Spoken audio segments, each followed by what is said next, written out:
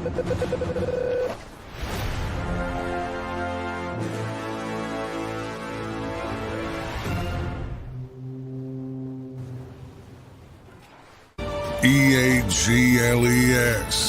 Eagles.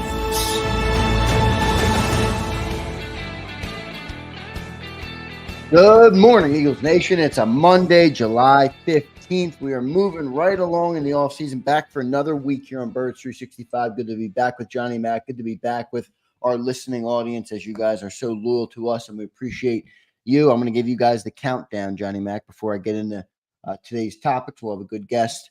We have 8 days until the Eagles report to training camp. We have 17 days until open practice, 52 days away from the NFL opener, and 53 days away from the Eagles kicking off in Sao Paulo, Brazil. Good Monday to you, Johnny Mac. How you doing, man?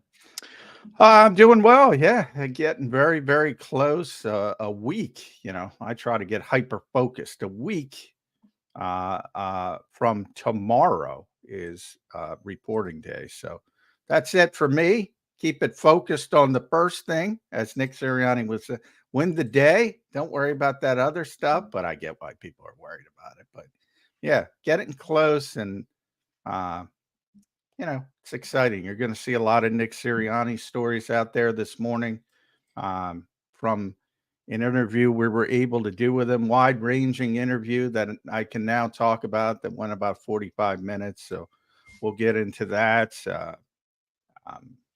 Eagles previews, training camp previews, that kind of stuff. It's an exciting time of year. Yeah, very exciting time of year. We will certainly dive into that Nick Sirianni interview, Johnny Mac. Maybe we start on that and go through our training camp previews after our guest, Kaden Steel. Obviously, Johnny Mac, something big happened this weekend in terms of the world. We are a talk show. We are not a political show. I am not looking to get political with everybody. But Donald Trump, somebody attempted to assassinate the former president. If you just have a word you'd like to put out there, Johnny Mac, I'll give you the floor.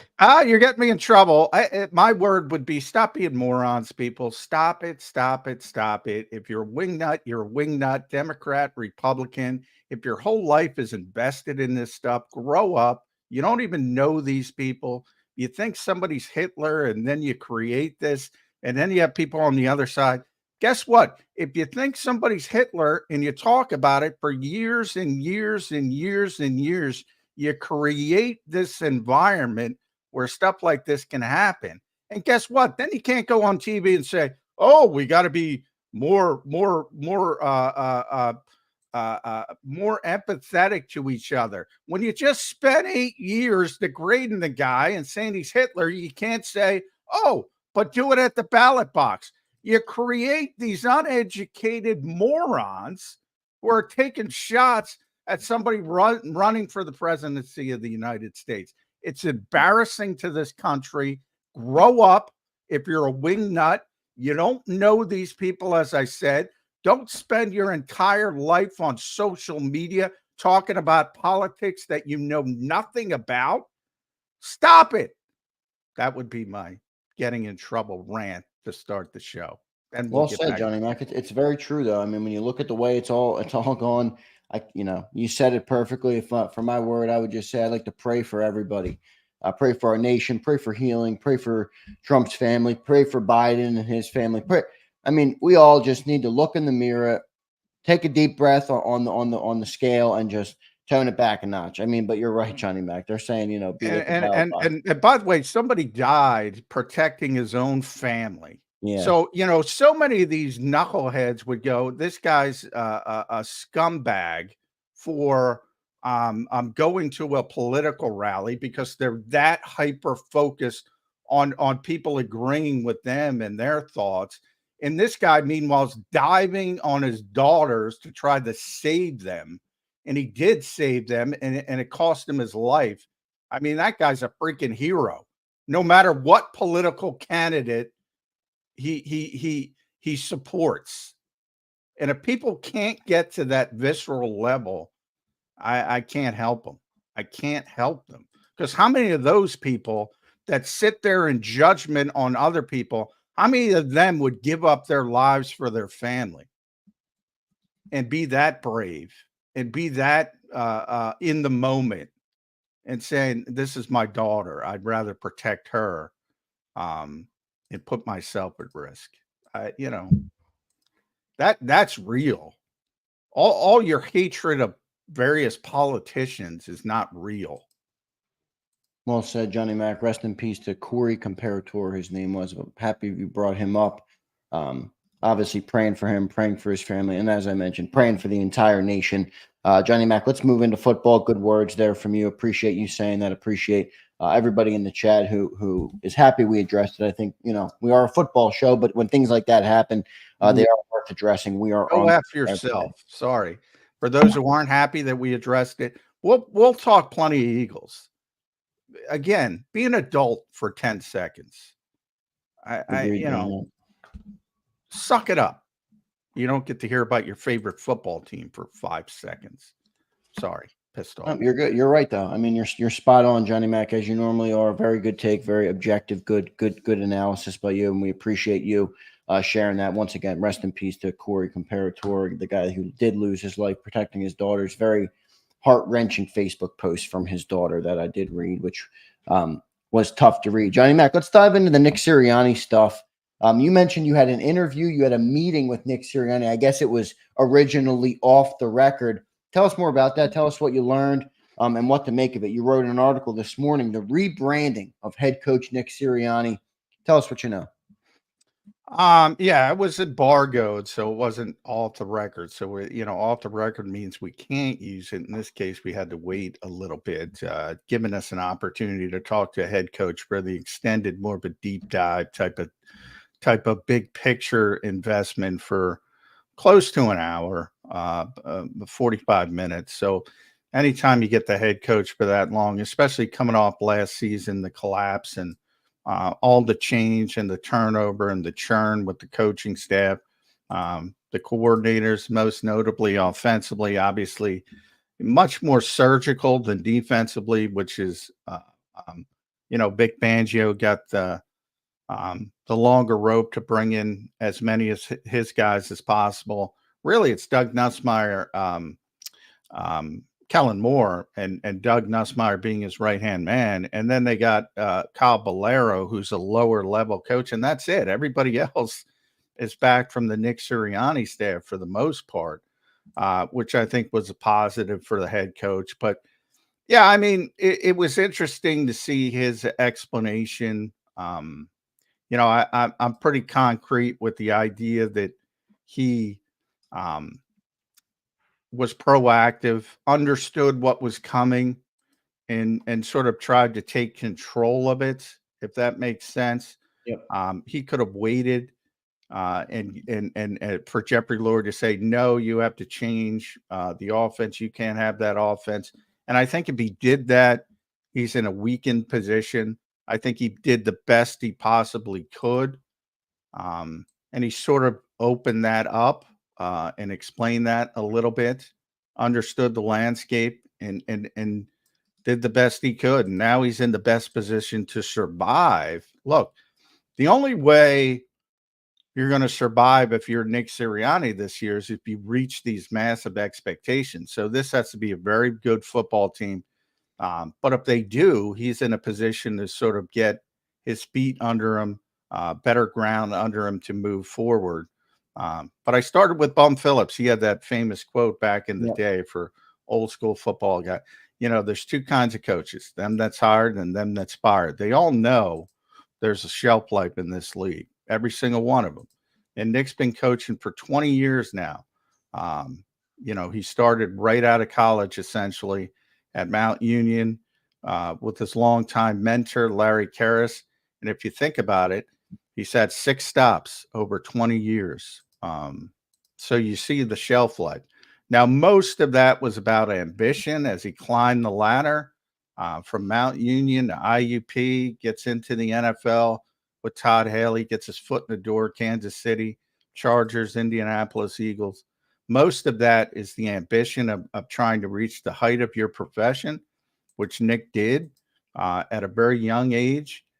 This will be, his 4th season. So technically he's over the average of the shelf life. Yeah. And that's what happens in the NFL. He's got this team's turned 91 earlier this month. The Eagles have been around for a long time.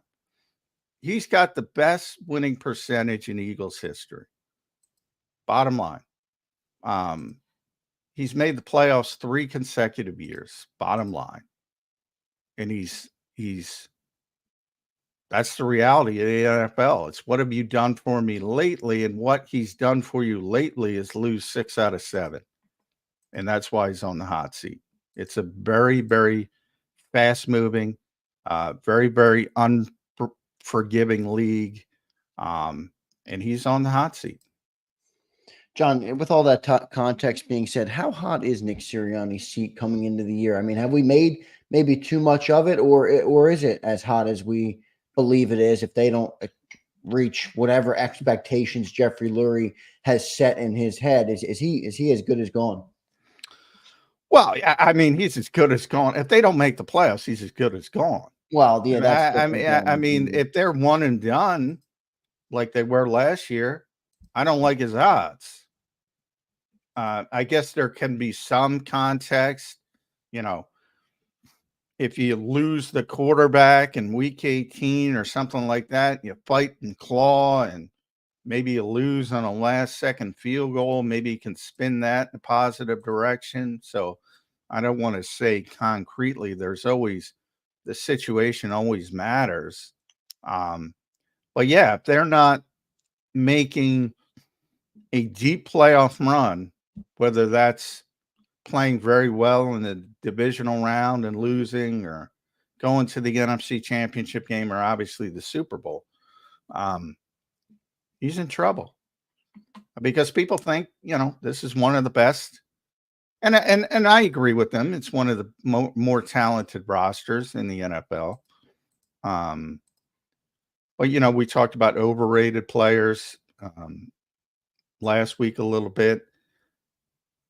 They've overrated some spots on this roster, a lot of people, because of reputations elsewhere. So it's not like this team's a guaranteed Super Bowl contender. There's a lot of work to be done, but the expectations are they should be a guaranteed Super Bowl contender. How do you view the change from, giving up what he gave up in order to be that bigger CEO, head coach? I mean, the quote at the end of your article, John, was very interesting. At the end of the day, and this is the quote, at the end of the day, I have to do what's best for the team, and sometimes it is hard, right? And I won't lie to you, that was hard, but I knew in my gut what was best for the team, and I see a lot of positives from it, Sirianni said. I'm able to see things from a 30,000-foot view. You do what's best for the team because you love the team, not because you love your selfish reasons of what you want. Do you agree with Nick Sirianni there, John, that this is a net positive for the football team? No, I don't think it's a net positive from the start because I don't think he wanted to do it. And I asked him that question, and it was basically earlier in the session, he talked about sort of his history in coaching and when he got injured as a player at Mount Union, that's when he found out that, he wanted to make football his career because he thought to himself while he was rehabbing and he wasn't involved and he wasn't able to play, he kept thinking to himself how much he loves the game. And if it's taken away from him, how he would feel. And he didn't like that feeling. And he kind of understood that was going to be his future to try to stay in football as long as possible. So once I heard that, for those of us who've been around Nick since he's gotten here, he loves his offense. And there was a quote from last year when he was talking about play calling and giving it to Shane and giving it to Brian Johnson. And he explained it was still his offense. And he was very, very vocal about it and said, doesn't matter if it's Howie Roseman or Shane Steichen or Brian Johnson. yada, yada, yada. Howie Roseman. He brought up Jonathan Gannon. Dom DeSandro. He brought up everybody. Zander, Krause, John McMullen. It doesn't matter who's calling the plays. It's his offense. And he said basically many times, as long as I'm here, it's going to be my offense. And it doesn't matter who the play caller is. Well, he's still here, and it's not his offense. So anybody who watches this show knows that that was a, dead giveaway to me that this was about survival more than wanting to give up his offense. Now he's going to spin it. He spun it there as best as he possibly could. And he's going to try to make the best of it. No question about that. But I don't know if it can work long term unless the Eagles are really successful. He regains that solid footing this year. Kellen Moore moves on to be a head coach elsewhere, and things revert back to where Nick is comfortable enough to take full control over his offense again, which is possible, but that's a pretty narrow path, I would say, to imagine that scenario kind of unfolding. So right now, I think they're trying to straddle the fence. And again, if you're Kellen Moore, you're kind of off to the side with a bunch of Knicks guys, Jamal Singleton is still here as the assistant head coach and the running backs coach. Aaron Moorhead's still here as the wide receivers coach. Jason Michael's still here as the tight ends coach. Jeff Stoutland's still here as the offensive line coach. Kellen Moore's pretty much him and Doug Musmeyer against the world, so to speak. Now, you hope everybody gets along and everybody gets together and everybody's copacetic, but I just don't like the straddling of that fence. Yeah. I don't think that's the best way to go about things. You think Nick Sirianni is the right personality, right? I mean, just from your experience with him, your conversations, you're off the record. I mean, do you think he's going to be a good CEO type of head coach? I actually could see it. I mean, I don't know, admittedly. I'm telling you what I think. I think I could see it, him being a good head coach. And maybe if this works out with Kellen, even if Kellen moves on, Nick likes it. He doesn't want to go back to being in the trenches on offense. Maybe that's a better setup for him. How do you see it for him? Well, I maintain that's the most overblown part of this, and the fact that he already was a CEO coach. He already was. So you've already now he's a CEO coach to the maximum extent. Well, I would take it onto the other path. Now before he's a CEO coach with ultimate power over everything. Now he's a CEO coach who doesn't have ultimate power over everything. So I think it's a step backward. Okay. Yeah. That's before a good perspective, right? If he wanted to take over from Brian Johnson, he could have. And people could say he should have, and maybe he should have. But he had that option. Now he doesn't have that option. And I don't think things are going to go bad with Kellen Moore, but it's nice to have that option. He fired. I don't care if people are never going to believe it. He was the one who fired Sean Desai, didn't fire him, demoted him. And that was his biggest mistake. Yeah, that was a tough decision there. It was a bad decision. No ways about it. I mean, not to say that Sean should still be here. It was clear that he didn't, have the players' ear, so to speak. And that was the biggest deal with Sean Desai. Not that he was smart. I think you saw that early in the season, whether it was the Miami game, the second half against the Rams, the Tampa game early in the season, there were some positive things and positive adjustments. You look at that Rams game, they were getting torched in the first half, made a lot of good changes, came in the second half to completely shut down a pretty good offense. There were some positives. But from Nick's perspective, he obviously didn't have the ear of the players, and that's big if you're a coach. And certainly in a leadership position as a coordinator. And that's what it was about. But that's when you do it after the season. It doesn't do any good, especially when he started thinking about that when they were 8-1 at the bye. And then they're 10-1. And they start shifting to Matt Patricia. Made no sense. Made no sense, even with all the issues. And I think Nick knows that now. We'll see how it plays out with Nick Sirianni. John and I will continue to talk about that. We'll probably bring it up as well with our next guest who's in the green room, Kaden Steel from NJ.com. Patient enough to be waiting for us in the green room. Let's get to our first commercial break. I want to thank and welcome everybody in this morning. Good crowd here this morning. Just 8 days away, everybody, from the Philadelphia Eagles reporting to training camp. The anticipation has reached new heights, and we are ready to get this season underway. Make sure you guys drop a like on the show and stay tuned. Birds 365 will be right back with Kaden Steel of NJ.com. If you missed any of today's show on the JAKIB Media channel, listen to the podcast on your way home. Available on YouTube, Apple, and Spotify.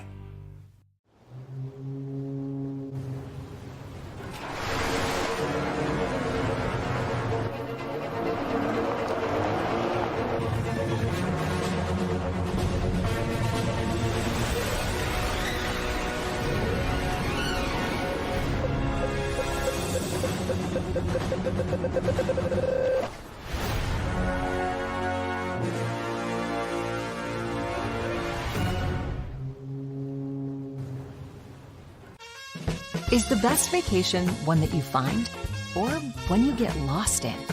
One that takes you to new heights, or reminds you to go with the flow? To get your feet wet and your wheels spinning? One that lets you find your own rhythm, or get carried away? Find the best of yourself.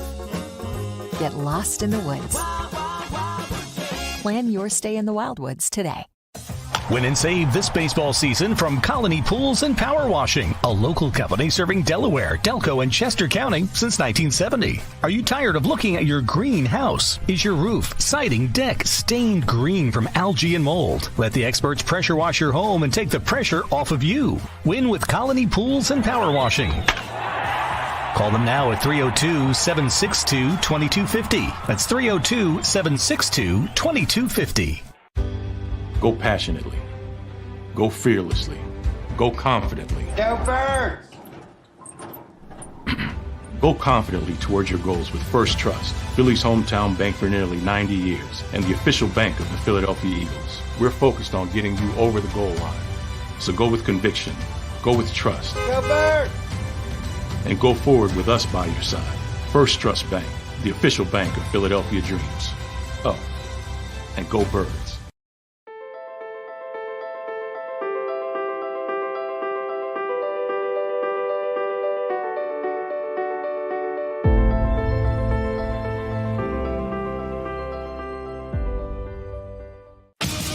The greatest fans on earth. It's a bold statement, but would you expect anything less from Philadelphia?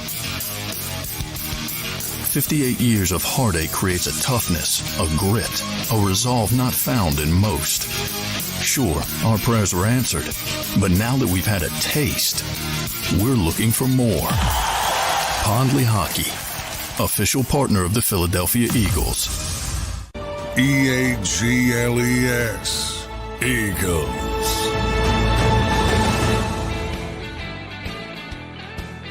Welcome back in, everybody. A Monday edition of Birds 365, just 8 days away from training camp. Joined now by Kaden Steel of NJ.com. Kaden, welcome to the show, man. How you doing?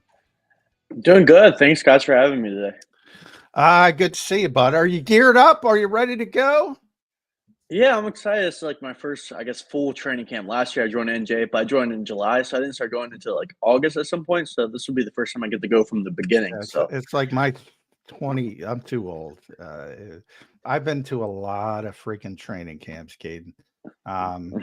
It's still exciting at the beginning, but then you just want to get to week one, which this year will be September 6th, obviously in Brazil. But yeah, it's very exciting when you get back out there and see your work at NJ.com with our buddies Chris Franklin, Bob Brookover as well. So you should check that out for everybody who wants to get their Eagles info. And I guess we'll start out with the keys to a successful season.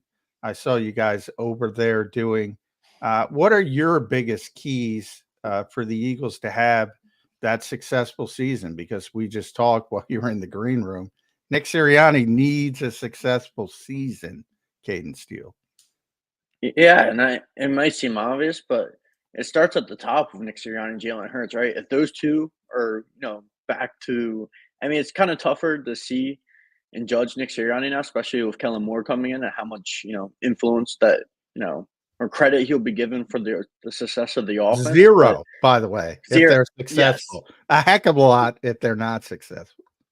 Yes, so it's going to be tougher to judge Nick, but, in this role, I heard you guys talking about him, no matter what it is, he's still going to have to get his guys to believe in him. And then for Jalen, I don't think he played terrible last year or anything.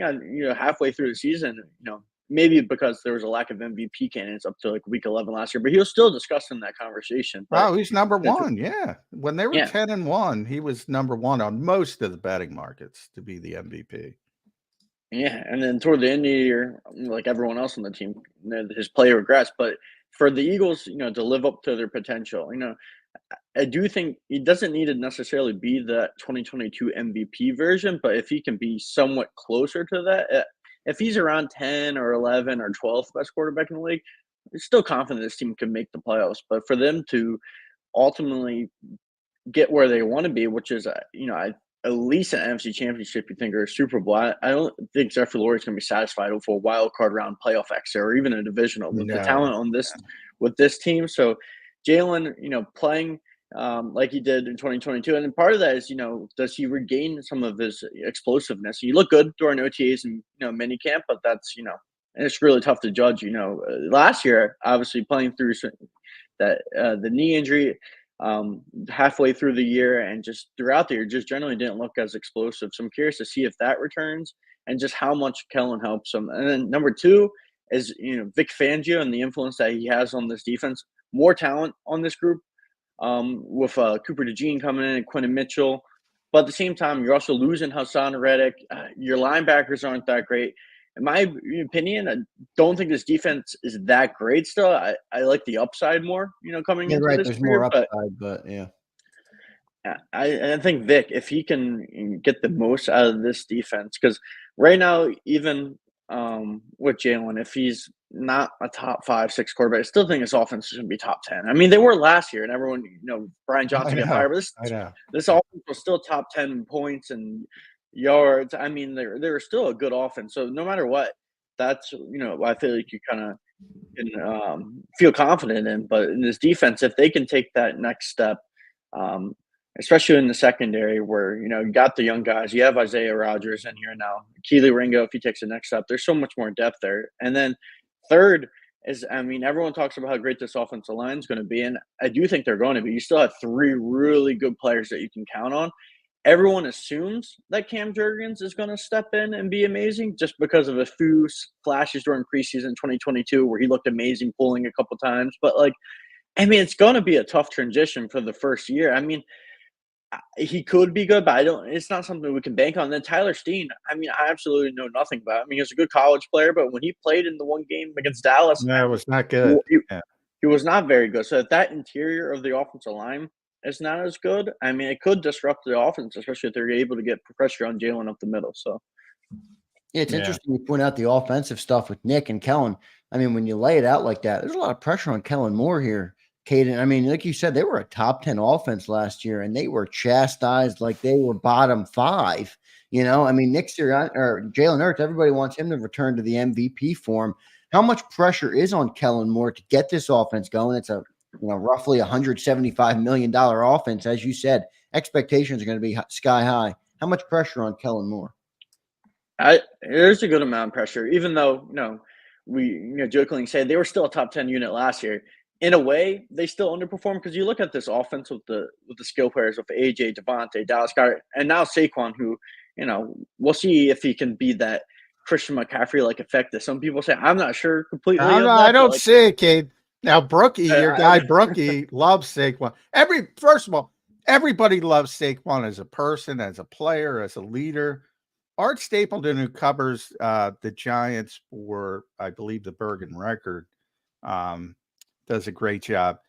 I remember reading a story from him about Barkley as his final game approached, which was against the Eagles in Week 18, and everybody kind of knew he probably wouldn't be back, even though they spin it now. But and he talked about his influence on the Giants over the years, and it was all off the field stuff.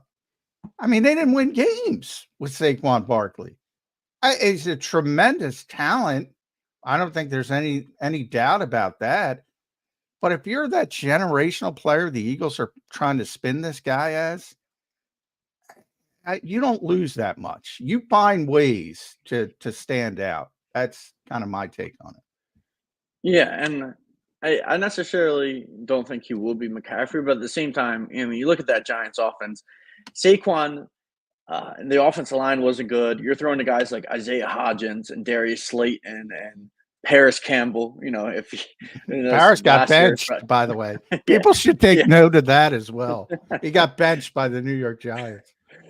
Yeah. Jalen Hyatt and such. It wasn't so. Was Saquon not having to be the guy with AJ and Devontae and Dallas, all these guys on offense, maybe taking some pressure? I do think he can have a really good season. So you have, don't get me wrong, Kaden. I think he's a good player. I don't think he's a great player.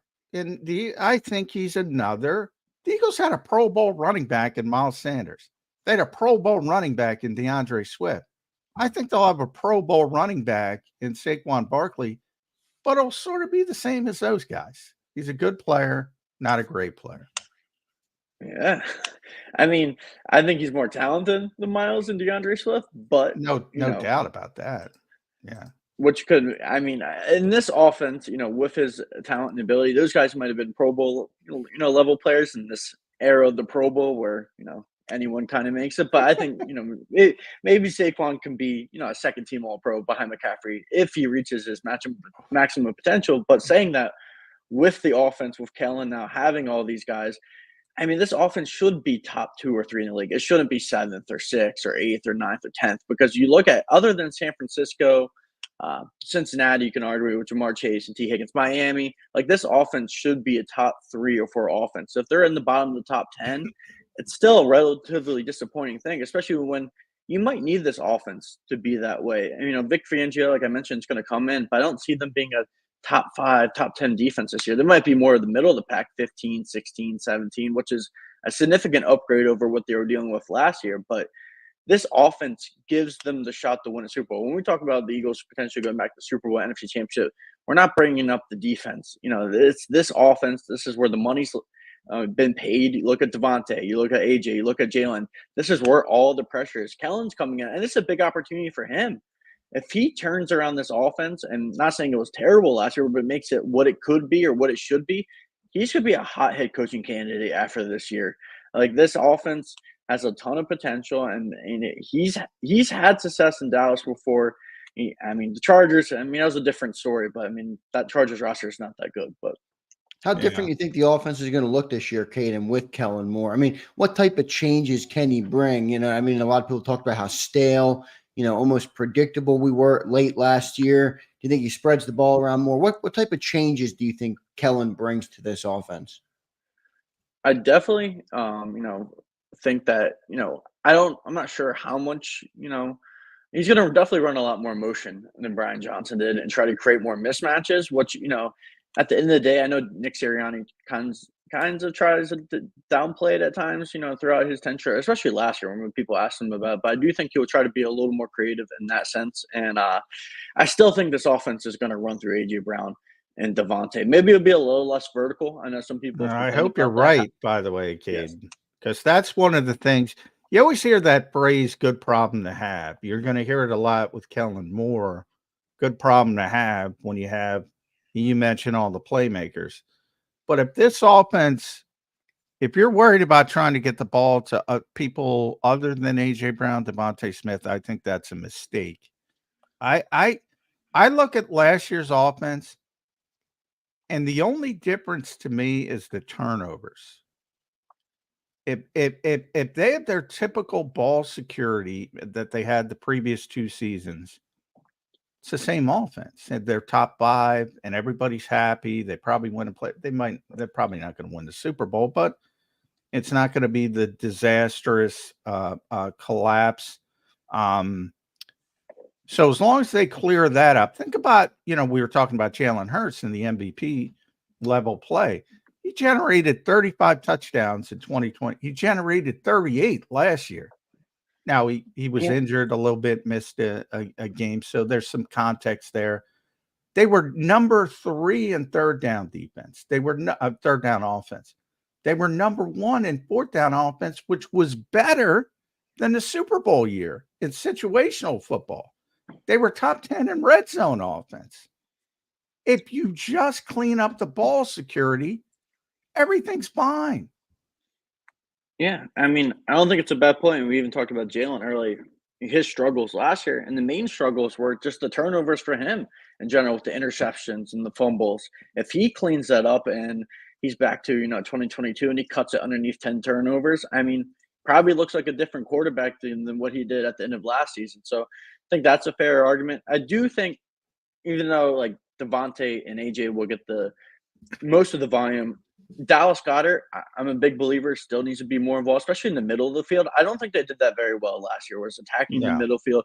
There's different parts of the field where I feel like you can attack, and if you're too vertical, in a sense, you're too predictable, even though AJ and Devontae are great. I mean, but Kellen's a smart guy. He should be able to maximize them, more across the middle, run different routes with them, and kind of change up the offense in that sense. And it'll be interesting to see if they throw the ball to Saquon at the time. I mean, a lot of people feel like that's going to happen. I'm not sure until I see it. I mean, they were supposed to do that with DeAndre Swift last year, and they didn't do it. But, I mean, if Kellen's more creative, he can use Saquon as more of an element in the passing game as well. I'm a big believer in more weapons, the better. But there is a world where, you don't want to overcomplicate it. You don't want to try to be too creative and you overthink things when guys like AJ and Devontae on the outside. But at the same time, if you can – like San Francisco, they're able to do so much because if they have Debo and Brandon Ayuk and Christian McCaffrey, even like Jawan Jennings and George Kittle, they're so versatile and they have so many different pieces. And if he can maximize it, this offense could be great. Kaden, let's talk defense. Let's go to Vic Fangio. How do you view the defense coming into the year? I mean, I thought your general synopsis at the open was pretty good, but I don't know if they're more talented. I mean, you lose Reddick and you lose Fletcher Cox. Now, you have more young players. You have more potential. You have more upside. But what does potential mean? It means they haven't done it yet. How good can this defense be with Vic Fangio? Yeah, the only reason I'm feeling more confident is a lot more confident is because of Vic. And a lot of it, this defense could be good, but it's a lot of projection, right? Like you're guessing that Bryce Huff is going to be able to replace or get close to Hassan Reddick's production, which, I mean, we don't know that for sure. Yeah, on a per snap basis, he's been one of the most efficient players in the league, but for the first time in his career, he's going to have to play 60, 65, maybe like 55% of the snaps, at the least. He's going to have to play a heavier snap count. You're guessing that, Jalen Carter and Jordan Davis are going to take the next step. And, for Jalen Carter specifically, I do think he will. Like we saw it last year, and he could be one of the better defensive linemen in the league. You're hoping that what you saw out of Josh Sweat the last 10 weeks of last season wasn't something that is going to happen this season and carry over. And you just hope that was a product of everyone was tired on defense. They were tired of just the way things were going, and he got bogged down. But, I mean, he didn't look good at the end of last season. I mean, you're projecting Devin White to be one of your starters, and he's been not a good linebacker in the NFL. Yes, he's a great athlete, but it has Please not tell the people, Kaden. I tell them, and they're not believing me. I've seen crazier things, right? I guess a player could turn around his career in the right. He does have the athleticism. No question about that. He's at least the most athletic linebacker the Eagles have had in a very long time. But if I'm the Eagles, I hope Nakobe Dean stays healthy. I hope Nakobe Dean wears the green dot. I think that's where the Eagles are. Do you think they're just going to hand over this defense to Devin White? I'm not sure. I mean, but what confidence are you going to have in Nakobe Dean? I know injuries have played a factor with the 2-foot injuries. But, 2 injuries now. When Nakobe did play last season, I mean, he wasn't all that impressive either. I mean, I do think Nakobe's a smart guy, and if he can stay healthy, maybe there's a trajectory where he can round out his game and become, that TJ Edwards-ish, type player where he's smart and can diagnose stuff. But I mean, I don't have confidence anyone in this linebacker room currently. I mean, definitely don't have confidence in Zach Bond. I know everyone thinks that, maybe he can go to ed. I mean, he's played mainly linebacker in the NFL, but I mean, he hasn't really done anything with the Saints. I mean, No, no. I don't – the linebacker I had the most confidence last year was Zach Cunningham. He's still a free agent. I mean, if there was a guy out there that I think could come in and wear a green dye, it would be Cunningham more than anyone, because this linebacker group, I have my significant worries about. And the defensive back group going, just overall with confidence as the defense, I feel better because I do believe in Cooper DeJean and Quentin Mitchell, but they're rookies. So we don't really know. Isaiah Rodgers was a solid player, but I'm not sure if he's going to be a guy that truly elevates the secondary. So I truly do have questions. But, I mean, I guess if you go and say Quentin Mitchell, Cooper DeJean are outstanding, and Devin White resurrects his career, and Bryce Huff gets 15 sacks, and then, this defense could be amazing. But right now, I wouldn't bank on it, but I do feel confident they can get the most out of some of these guys. So that's why I don't see them being 30th or 31st, I forget what it was, in pass defense again. So I think they'll be around 18 or 19 or 20, which will be better as long as this offense, is elite. What do you think, if you put on your Vic Fangio hat, what do you think the better way to go with Quinyon and Cooper is? I think it's throw them into the deep end of the pool. I look at Kansas City a couple years ago, and they played all the young defensive backs, and it looked pretty ugly early in the season. And they got incrementally better, and all of a sudden they're winning a Super Bowl. I think that's what you should do with Quinyon Mitchell and Cooper DeJean, is put them out there, let them learn. Jim Schwartz used to say startup costs, get them over with, and then maybe have some high-level play in the second half of the season, because I do think Isaiah Rodgers would probably be better week 1, but, week 10, maybe not. Even Kaylee Ringo, maybe better week 1, but ultimately you want to get Quinyon Mitchell on the field, so get him on the field. Is that how you kind of look at it?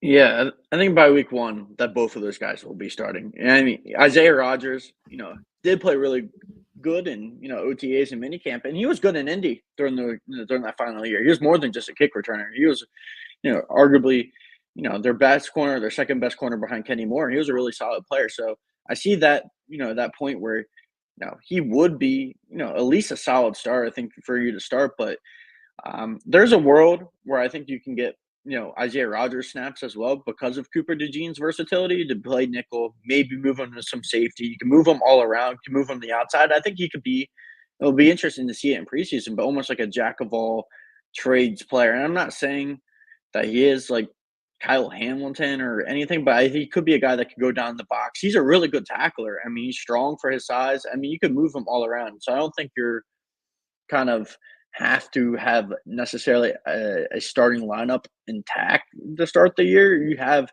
3, 4, 5 defensive backs that maybe you feel confident in, and there's different looks that you can play them in. So I think all 5 guys see the field, but I do think it's important, especially taking those guys early on, and you haven't had a good secondary, especially last season, to get them snaps, because they are, the cornerstones, or could be the cornerstones of your defense going forward. And you mentioned Kansas City. I think that's a really good way to think about it with Trent McDuffie and Snead and Jalen Watt, all those guys they had there. They were key contributors, especially to this year's Super Bowl team. So I do think they will all play, and Cooper and Quinyon will probably get even more snaps than, Isaiah and Keeley by the end of the day.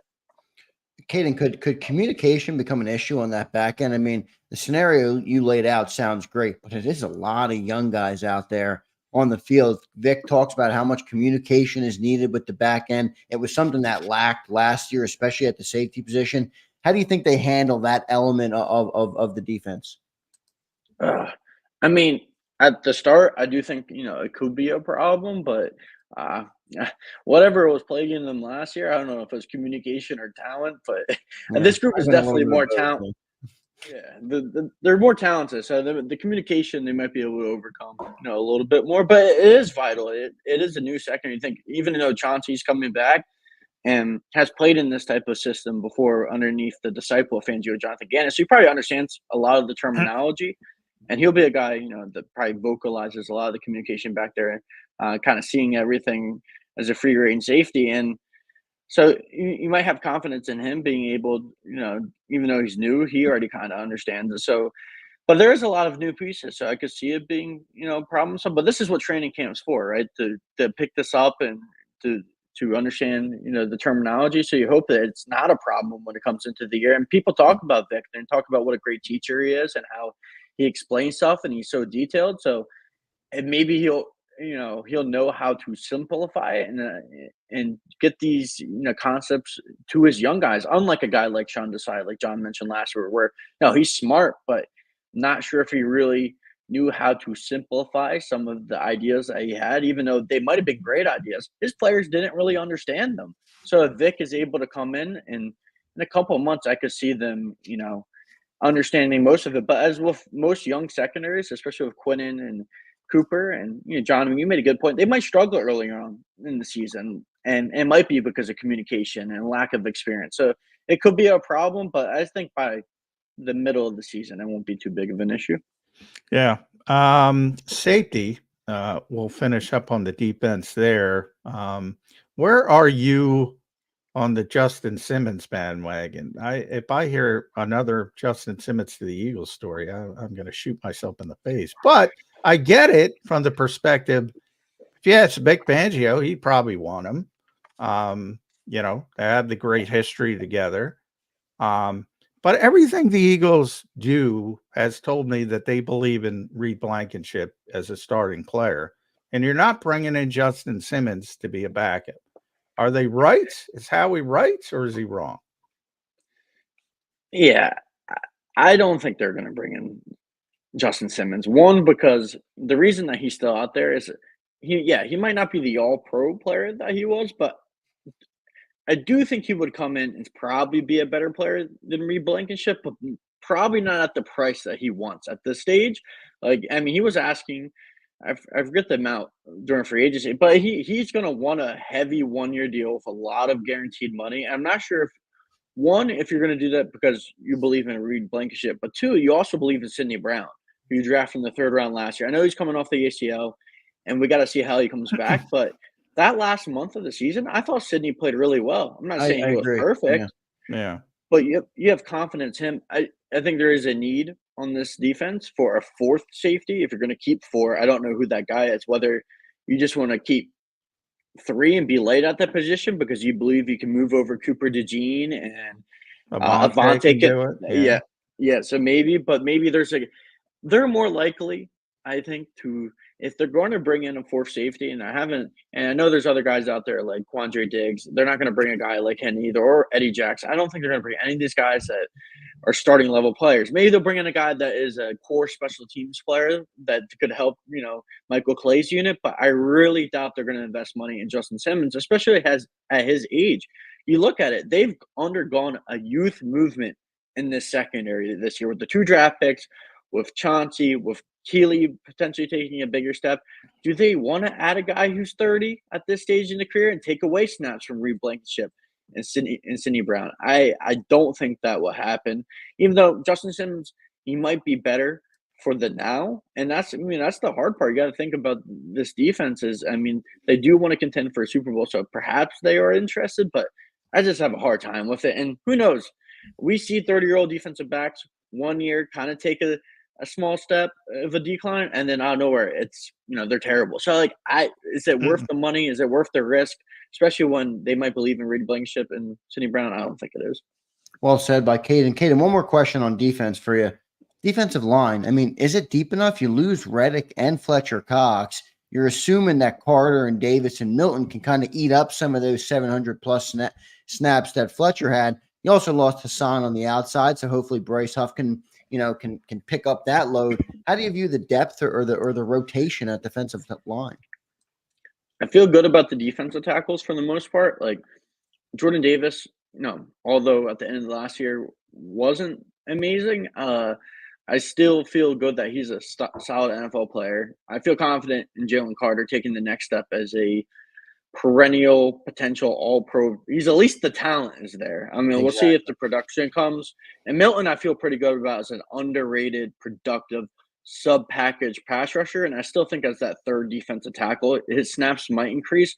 But, in that role of 40%, 35% of the defensive snaps, he's been a really, really, really good player. My worry is the edge rushers. I am confident in Bryce Huff in the sense I still think he'll be a really productive pass rusher. I'm not willing to say he's going to have the 16, 15 sack type season, but he'll get after the quarterback.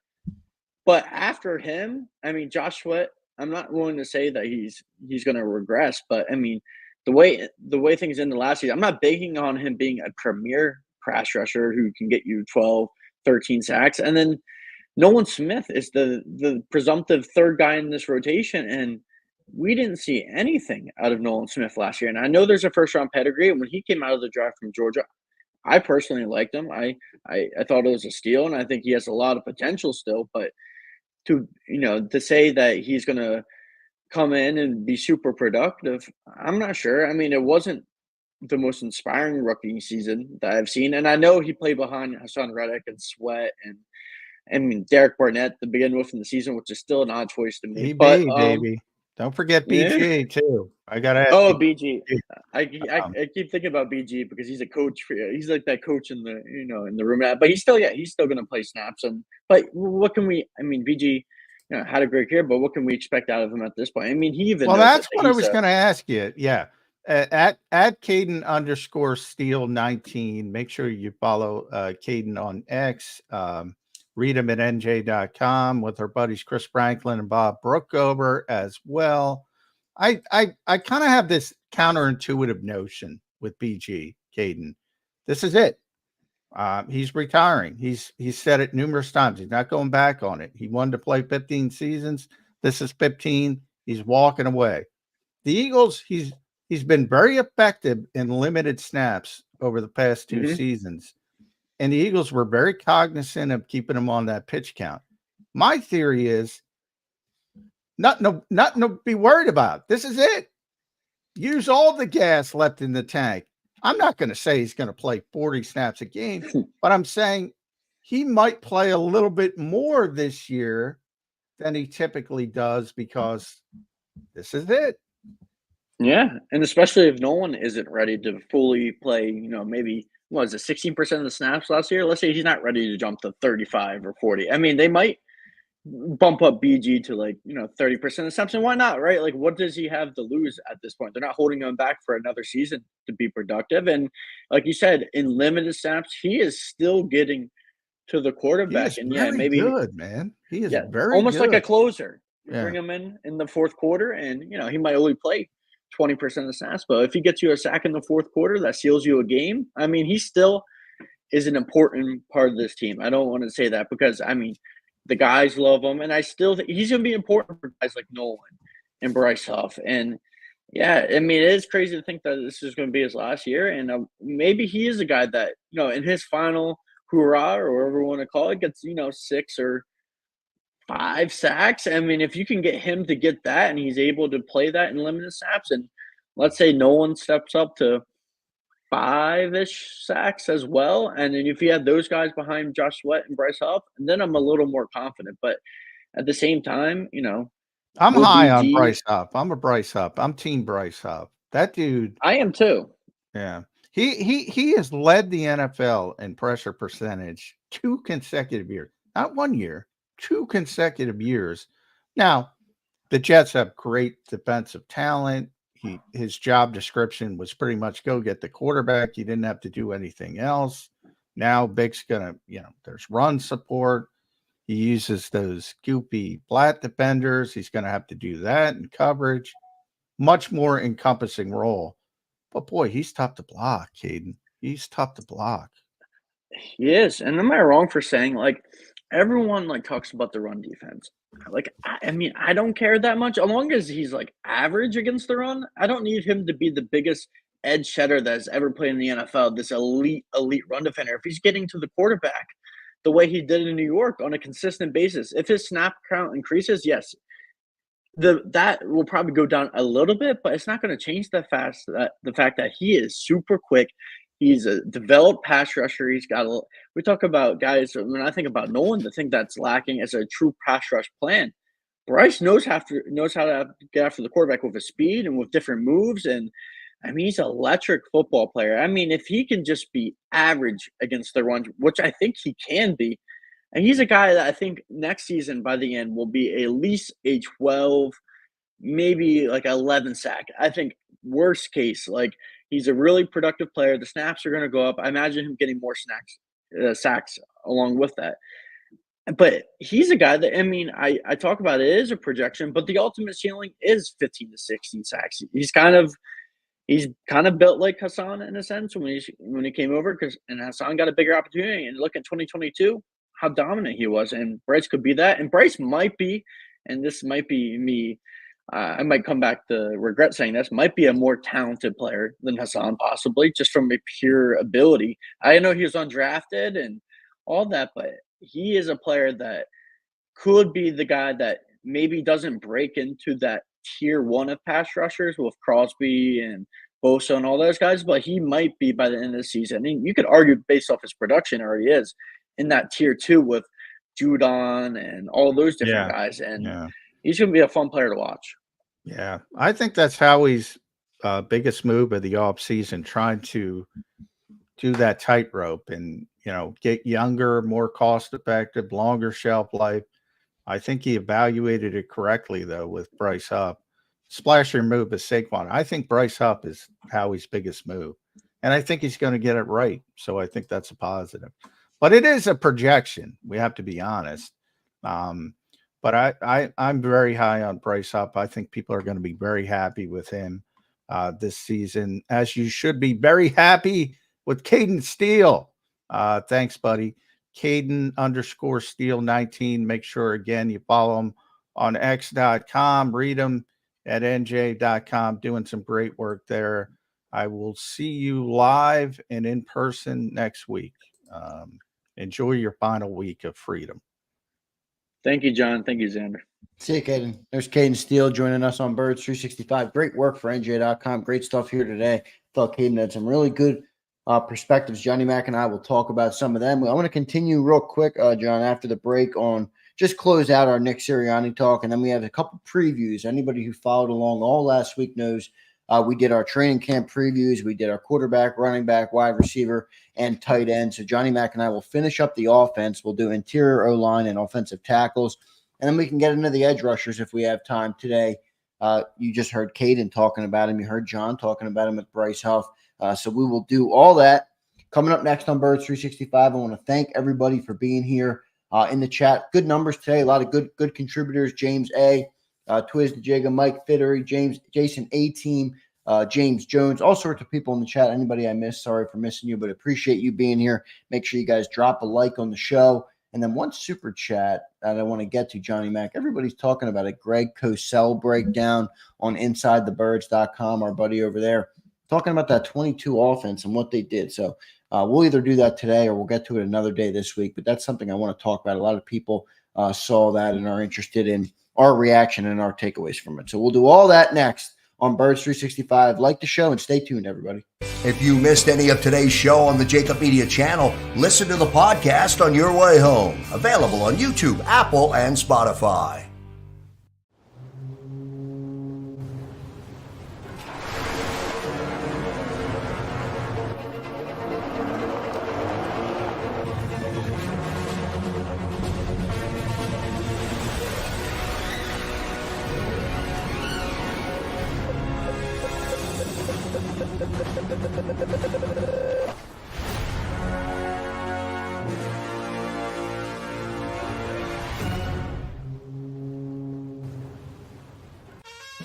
Is the best vacation one that you find, or one you get lost in? One that takes you to new heights, or reminds you to go with the flow? To get your feet wet and your wheels spinning? One that lets you find your own rhythm, or get carried away? Find the best of yourself. Get lost in the woods. Plan your stay in the Wildwoods today. Win and save this baseball season from Colony Pools and Power Washing, a local company serving Delaware, Delco, and Chester County since 1970. Are you tired of looking at your greenhouse? Is your roof, siding, deck stained green from algae and mold? Let the experts pressure wash your home and take the pressure off of you. Win with Colony Pools and Power Washing. Call them now at 302-762-2250. That's 302-762-2250. Go passionately.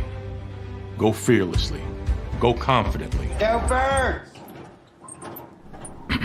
Go confidently towards your goals with First Trust, Philly's hometown bank for nearly 90 years, and the official bank of the Philadelphia Eagles. We're focused on getting you over the goal line. So go with conviction. Go with trust. Go Birds! And go forward with us by your side.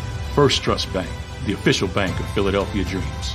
Oh, and go Birds.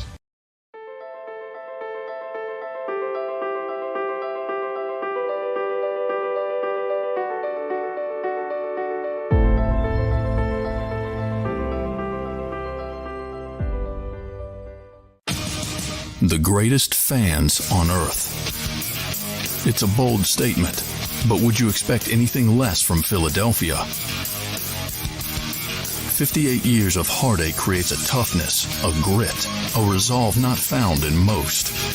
Sure, our prayers were answered, but now that we've had a taste, we're looking for more. Pondley Hockey, official partner of the Philadelphia Eagles. EAGLES, Eagles.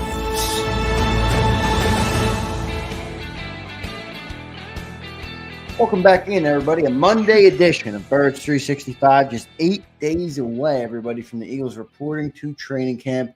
We have officially made it, basically. I mean, just a week to play. Not officially, but almost made it. 8 days to play until the Eagles are back at training camp and reporting. 9 days away until they are on the field. Johnny Mac, let's close out the conversation that we had before Kaden joined on Nick Sirianni. Just any final thoughts on his changed role, the perspective, the perception around it. You guys said you had a chance to talk to him, initially off the record or however you said it. It was on the record, but delayed on the record in a way before you could talk about it. Just any closing thoughts on the whole Nick Sirianni thing? Yeah, it's tough. It's, we kind of talked about with Kaden. If the offense is successful, he's going to have nothing to do with it. If it's unsuccessful, it's going to be all his fault. But he gets it. I mean, that's life of a coach and quarterback as well in the NFL is, when you're successful, it's we. When you're unsuccessful, it's me, or it should be, in the case of the leadership aspect of it. And Nick understands that. So I think from my perspective, and I wrote about the rebranding, and everybody can check it out at si.com/NFL/Eagles. He's put himself in the best situation I think possible to regain solid footing in 2025 if this goes well. And that's at this stage, that's the best he could have done after the collapse last season, from my perspective. We'll see how it plays out with Nick Sirianni, Kellen Moore, and the whole Eagles team in 2024.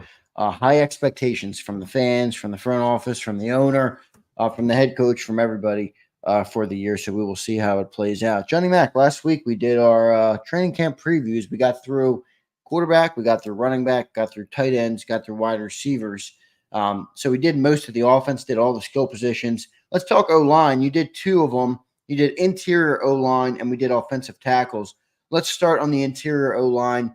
How do you preview that position coming into training camp? To me, that is obviously the part of the O-line that has more question marks with no Jason Kelce.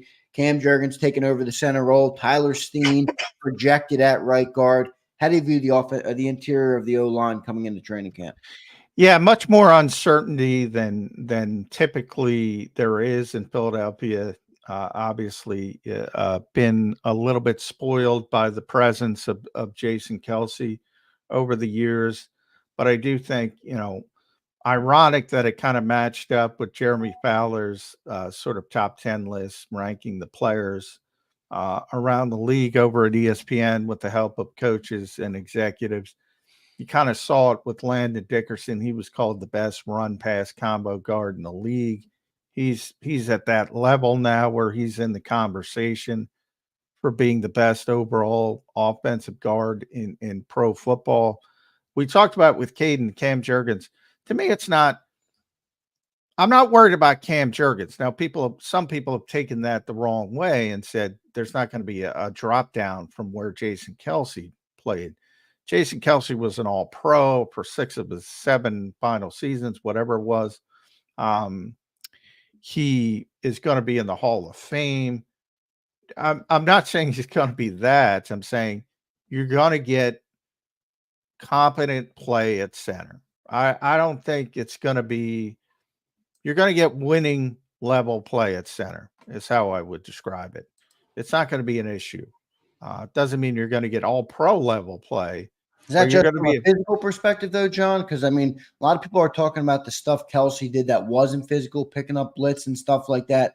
I do view that as maybe not a problem yet, but definitely something to keep my eye on.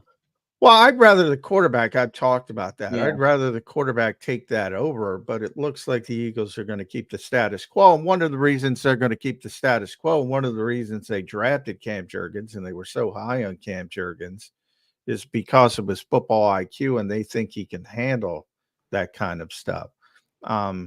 Doesn't mean it's going to be as good as Kelce again, but I do think he is going to provide winning level play for the Philadelphia Eagles. So I don't think you're going to be coming out of a lot of games saying, "Oof, Cam Jurgens,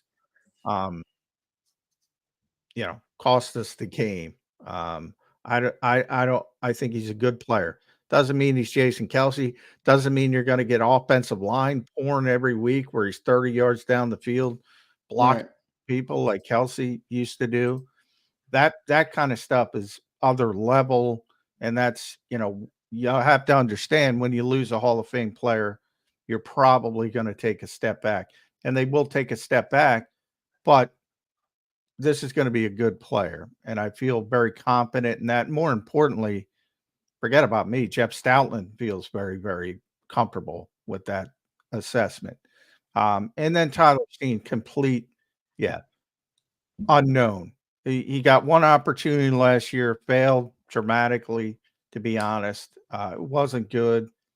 But I do like that the Eagles have a bunch of contingencies, and it's not only Mekhi Becton, it's also Matt Hennessy, it's Max Sharping. They got a bunch of guys to where I always compare it to the setup of 2017, where it was Isaac was the young player. They wanted him to take the job. He wasn't ready. They had Chance Warmack. They had Stefan Wisniewski, and they eventually got that competent winning level play from Stefan Wisniewski. I think ultimately they'll find it, whether it's Steen, Becton, Hennessy, Sharping. Somebody will provide that, but it's hard to just say it's going to be Tyler Steen. But they've set themselves up with good contingencies, at least. Let's move right into the offensive tackles coming off that comment there, John. Because of Mekhi Becton, I mean, they're talking about him as a potential right guard, potential swing tackle, obviously a first-round pick who really has a lot of upside now here in Philly. Seems to like it here, at least when he spoke at his press conference. He likes it here. The reason I jump right to Mekhi is because there's not many questions, John, at the tackle position coming into the year. I mean, let's talk about him, but you have Jordan Mailata on the left, who I think is only getting better and better and better, potentially going to be a top tackle in the NFL in these next coming years. And then on the right side, you have Lane Johnson, who is a bona fide all-pro and who has been playing at a very high level for a long time. Let's start with Lane, getting a little bit older. Any concern on Lane Johnson coming into the year? No. No. I mean, you're going to be seeing Ed Krause and I are doing our top 25 list. I'll just say Lane is very high, as typically Yeah, Lane is very high on that list every year. He's just really good. He's getting older. Obviously, the Eagles understand that. They value that position so much. I do think if Troy Platano fell to him, maybe that's the way they would have went in the draft.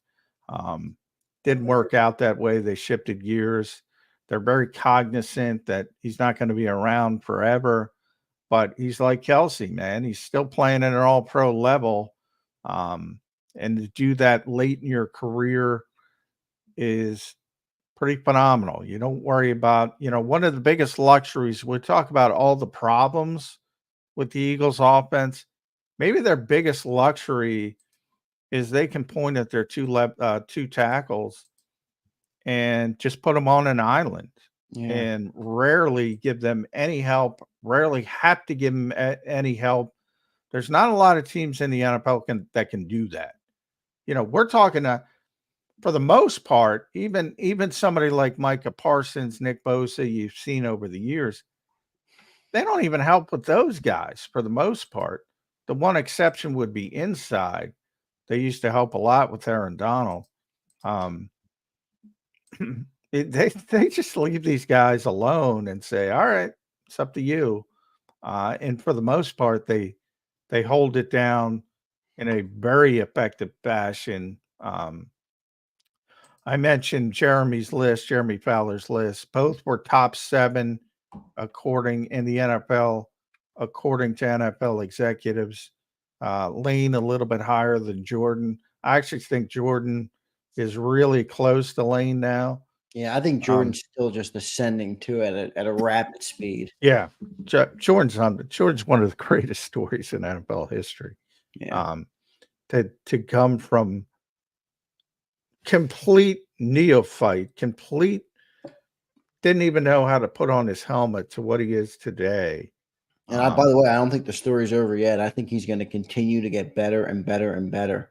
I mean, he's only 27 and he's got two $60 million extensions already. And the athletic prowess that he has, I mean, I think he's going to be getting better until he's 30, 31 years old. I really do. Yeah, well, the way he can move and how big he is, and I know Baldy said he's 380. The Eagles list him at like 360, I think, but we're somewhere around that range. I'll look exactly, but he's 380, and he carries that weight like he's not overweight. He's just one of the most massive people. He looks like a giant pro wrestler. He's just massive, and he's got the athleticism that people 80 pounds lighter don't have. It's just he wears it well. He's the right weight for his size, right? He's a freak of nature athletically. And the Eagles, it's the best position they have. You could argue wide receiver at the top, but then it drops off a cliff, as we talked about with AJ and Devontae. That's very similar to Jordan and Lane. But then you drop down to Mekhi Becton, who, look, he didn't live up to the hype with the New York Jets, but it is the New York Jets. There were some injury issues, and we've only got to see him in the spring before the pads go. He's another massive guy. He might be starting at right guard, but if he's not, he's going to be the best swing tackle in the NFL. Yeah. He can play left tackle. He can play right tackle. He's more comfortable at left, but he can play both. He has played both. And he might be one of the best backup players the Eagles have. So they went about it a different way. It was clear they wanted to get that sort of setup where, potentially in the draft, they would have gotten a guy that could start out at right guard and then maybe kick him outside in a couple of years to replace Lane Johnson. Maybe they found it with Mekhi Becton. It's more complicated because the contract stuff. The contract and where he is, and he's obviously gonna want to make money. And best case scenario is he doesn't play. So Who knows how long he'll want to wait, but yeah, there for this particular season, I would say offensive tackle is the Eagles' best position. Do you think that's how it will play out? I know you don't know yet, and we'll see how it plays in camp. But just your early projection, do you think it will fall that Beckham is your swing tackle and Tyler Steen is your guy at right guard, or could it go a different direction? Yeah, I mean that's what the Eagles want. Yeah, right. And that's the plan. That's the default plan. But it all depends on Tyler Steen. And I could see a scenario where they essentially flip positions, and if Mackay's the starting right guard, then Tyler Steen might become the swing tackle. I've said, and last year at camp, the Eagles project Tyler Steen inside because of his arm length, but he played strictly a tackle in college. He played right tackle at Vanderbilt, left tackle at Alabama, never played guard until the NFL projected him there, and he's more comfortable playing tackle. So I could see those guys swapping positions if Mekhi Becton's forced to be the right guard. But, as a swing tackle, he can do it. And there's not too many teams that could bring a player with the talent of Mekhi Becton off the bench. Not to say he's a great player, but again, we're talking about a bench player at this stage. Yeah, so good stuff on the offensive line. I mean, we're suited pretty well at the offensive line, even with losing a guy like, Hall of Fame center Jason Kelce. Let me just real quickly give a big nod to Howie Roseman. I mean, you lose Fletcher Cox and Jason Kelce in the same offseason. These are Eagles Hall of Famers without a doubt. Jason Kelce's potentially a gold jacket NFL Hall of Famer. I think he is. We'll see how it plays out. I think Fletcher's right on the brink of that. I mean, I know we have the questions about replacing those guys and what that's going to look like, but what a job by Howie. I mean, you lose Fletcher and you got Jalen Carter, Jordan Davis, and Milton Williams right there, and you lose Jason Kelce and you got Cam Jurgens right there. I mean, that's all Howie can do, right? Like, we can't ask him to sign a Hall of Fame center, or that's the best contingency you can ask for. And we got it, and that's good. That's good work by Howie Roseman in the last couple of years to get those guys, to bring them in, and now we're looking at this in a much better way, where other teams lose Hall of Fame guys, and they're in a rut for years because of it. I mean, look at who are the fans replacing Aaron Donald with. Now, he's a tougher guy to replace, but still, we at least have a guy in Jalen Carter where we're like, that guy can be an All-Pro. I mean, it's good stuff from Howie Roseman. This is where he does his job. At the top of the game. Well, you give Howie his flowers. Can I take some away? Yeah. I mean, go for it. Look, I'm on record. I think Howie's a great GM overall, but I mean, he plans for the offensive line. He plans for the defensive line. Those are foundational positions in his mind, and he's correct. 100%. We're talking with Kaden there, and we're talking about Zach Cunningham at linebacker. Oh, Zach Cunningham's still out there. He does nothing at linebacker of relevance, and he's getting, Cam Jurgens and Tyler Steen and Mekhi Becton, and always thinking ahead on the offensive line, always thinking ahead on the defensive line. Jalen Carter was the most Eaglesy pick ever. I joked when they took him.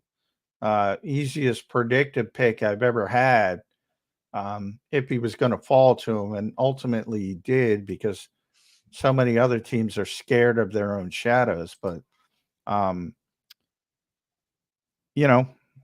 linebacker, he does the exact opposite. Yeah, but you know what, John? Look, I'd like the linebacker to be a little bit better too, but all day I'm gonna take, oh no, I agree. I mean, I'm gonna take that much that we more have valuable positions. Exactly. It's just more valuable, and you're not gonna be perfect. You know what I mean? Like that. I hear you, but in a way, it's nitpicking. There's not a GM in the NFL where you can go down their roster and say, "Oh, they got every position." I mean, look, he does neglect it. We've said it. We think he's now neglected it too much, which I think is a fair criticism of Howie Roseman. But when you look at who he's versing or the other GMs in the NFL, I think he's the top, John. I think he's the number one guy in the NFL right now in terms of general manager. Hey, man, I was on that boat early. Yeah, you were. You called him top 3. I remember like 3 or 4 years ago on this channel, and I remember the commentary, the comments. I remember the hate. Yeah. I remember the hate. I'm right there with you, John. I remember it. I remember making the video. I remember making the thumbnail. I remember the whole thing. This was back before Jalen Hurts showed he was an MVP, and nobody was ready to call Howie Roseman that. And people were saying fire Howie. So just got to give him some credit for sure. And I like to do that. Well, some people think I'm too easy on Howie. So every once in a while. Well, I mean, look, it's hard. Even when you're being objective. Right. Even if you have, like John is, very objective, no allegiance to the Eagles, no fandom in Johnny Mac's takes. If you're objective on Howie Roseman, he is a bona fide top 3 GM, no matter how you slice it. And that's just the truth. So we're going to give it to you. And that's what Johnny Mac thinks. That's what I think. And I agree with that for sure. I think he's top in the NFL right now. There's not a GM I would take. Maybe the guy in San Francisco has done pretty good, but he also gave up 3 first-round picks for Trey Lance. Yeah, people forget. I mean, that's a blunder and a half, Johnny Mac. Well, it's only a blunder and a half if you don't fix it. Yeah, but even then, you still gave up the 3 picks. So they fixed it. Yeah. How good could they be with 3? Well, it's the same thing. I mean, the Eagles, the original plan was for Andre Dillard to be the left tackle. And ultimately, it didn't matter because Jordan Mailata turned into Jordan Mailata. It happens to every team. And, as long as you find the player. To trade 3 of them and your quarterback's different because if you want to get up to the top of the draft to get up, you're going to have to pay a premium. Well, so if you're going to pay that premium, you better damn be right. Well, they're proven you don't have to be right. Yeah, well, there you don't. Brock Purdy has saved them for sure. And look, sometimes it's better to be lucky than good. Yeah, I mean that happens. Same thing. I mean, Howie's got his misses. Everybody's got. If you're as lucky enough to be around as long as Howie Roseman, you're going to have missed draft picks. People that don't understand. Every GM in the league.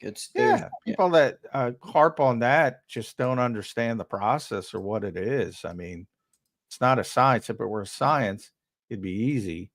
But, look at that moron, very good player. And I'm going to call him a moron. Jordan Addison, look at him getting arrested for DUI over the weekend. Yeah. This is a guy who already was arrested previously for going, 140 driving. And his teammate just was killed by a drunk driver.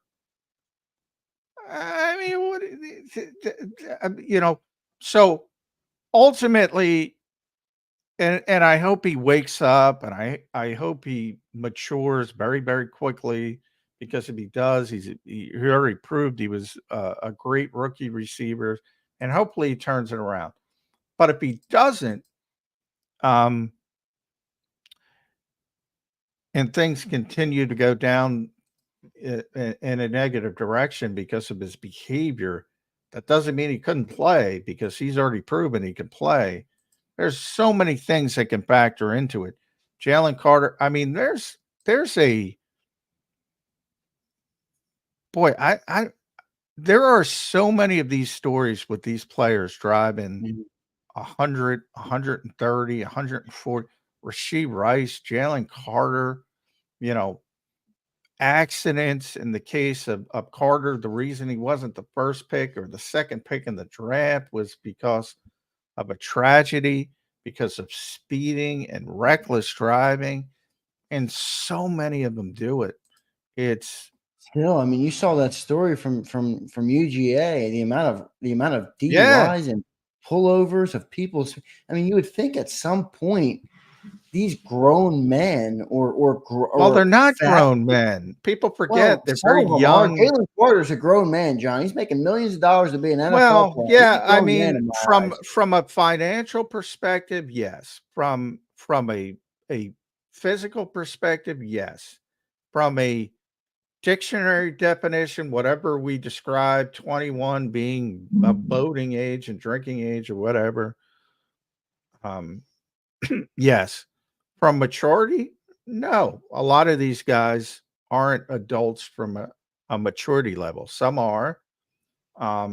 Everybody matures at a different rate. Yeah, my point is that when things happen, it forces people to mature at different speeds. When your teammate dies in a crash from a drunk driver, or when you get pulled over and you risk your NFL career for speeding, doesn't that trigger a lesson in your head or something where you're like, let me be a grown man. Let me make my money for my family. Let me do what I need to do to be a responsible adult and move forward. Well, you saw the Georgia story. Yeah, it's pervasive. It's pervasive. I mean, go down to South Philly tonight. You'll hear all the drag racing and I don't know. I don't know how to fix it. But when you have so much to lose, the fact that these players, specifically, who have that much to lose from a financial perspective, not only, I mean, in a life perspective, think about Henry Ruggs, and it's amazing. He killed somebody, vehicular man. He's in prison because he was driving 130, 140. 147 he was going when he hit that car. 165 is what his top rated speed was in that crash. It has become a big issue with young people in general, and certainly NFL players. But let's be honest, NFL players have more to lose certainly from a financial perspective. But when you talk about losing life and people going to prison, and I mean, I'll just say it. I mean, you can't fix stupid. That to me is just drop dead stupid. I'm not trying to be that person, but you're stupid. If you have that much to lose and you are in that type of position and you make those decisions, you are stupid. That's how I believe. That's how I feel about that. Yeah. I wouldn't call Jordan Addison smart today. I'll tell you that. Yeah, I'll be the one to say it. I'll call him stupid. I mean, come on, Jordan. Put your head on straight, brother. It's time to grow up and be a man and make better decisions. But anyway, I digress. Johnny Mac, let's get to a commercial break. We closed out our previews on the offense. Good interior O-line breakdown. Good offensive tackle breakdown. Positioned nicely at the offensive tackle position. We will see how it shakes out with the interior of the offensive line. We'll get to a break, and we will dive into our first preview of the defensive side of the football. Johnny Mac, you dove into the edge rushers first. So we will do that next on Birds 365. Appreciate everybody in the chat this morning. 450 plus across all of our channels, over 200 on YouTube, over 250 on Twitter. I appreciate all you guys being here. Make sure you drop a like on the show. Stay tuned. Birds 365. We'll be right back. If you missed any of today's show on the JAKIB Media channel, listen to the podcast on your way home. Available on YouTube, Apple, and Spotify.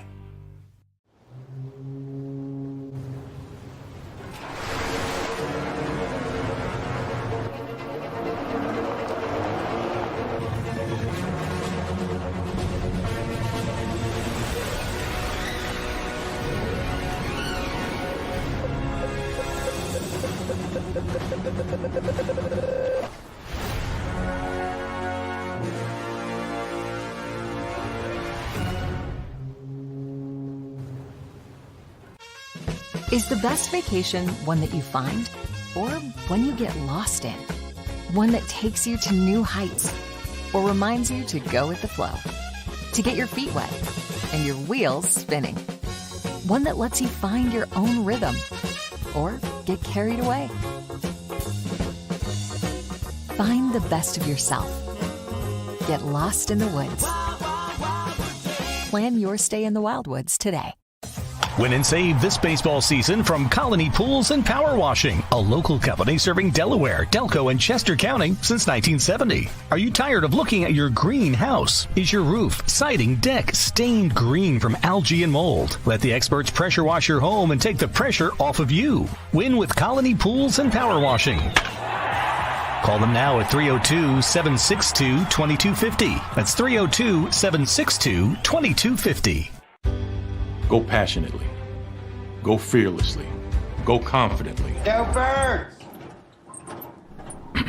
Go confidently towards your goals with First Trust, Philly's hometown bank for nearly 90 years and the official bank of the Philadelphia Eagles. We're focused on getting you over the goal line. So go with conviction. Go with trust. Go Birds! And go forward with us by your side. First Trust Bank, the official bank of Philadelphia dreams. Oh, and go Birds.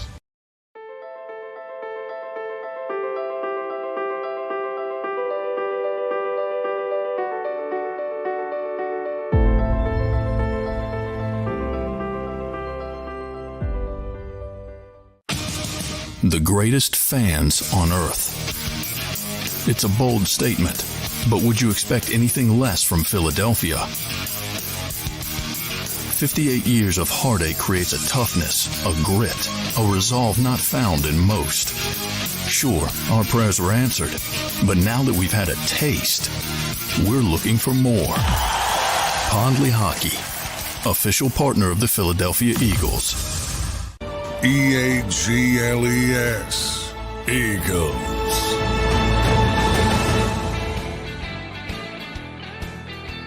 Welcome back in, everybody, to Monday's edition of Birds 365. Just 8 days remaining until the Philadelphia Eagles report for training camp.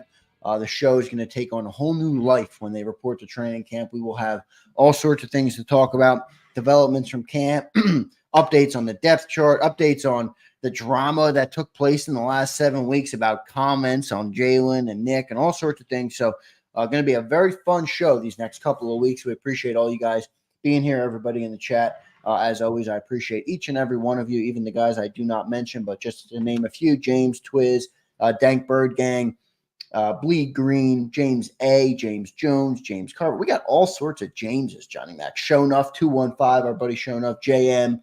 Appreciate everybody for being here. Thank you all. Make sure you guys drop a like on the show. If you're enjoying the show, we appreciate it very much. Johnny Mac, let's talk edge rushers, man. How do you preview this position coming into the year? Obviously, lose Hassan Reddick, a very, very productive guy to get after the quarterback. You replace him with Bryce Huff, who you are very high on. How do you view the edge rushers coming into the year, coming into training camp here? Yeah, we kind of talked about Bryce with Kaden. Yeah, we're both pretty high on him. I mean, boy, I think people don't realize next gen stats. His pressure percentage was like 25%. 2 years ago, or not 25% last year. 2 years ago, he was in the 20s as well. And he led the NFL both times. Now, a lot of context to that. As I said, great supporting cast for people that don't know and think the Jets stink.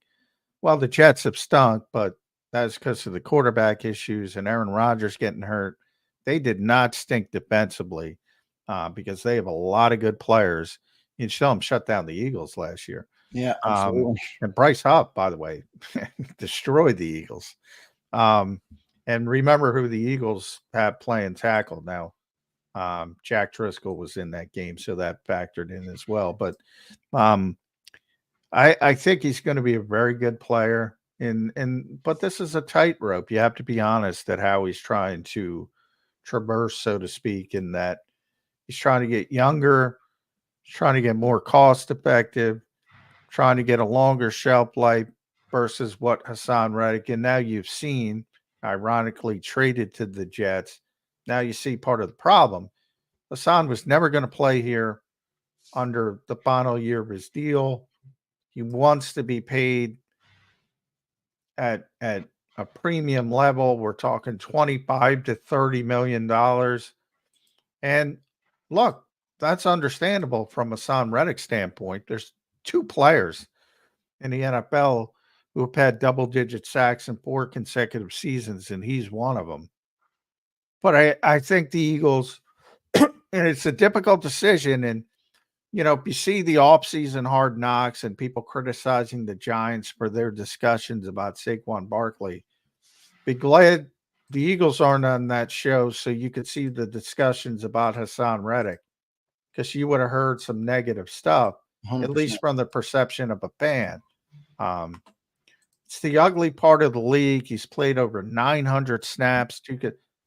They ran Hassan Reddick into the ground.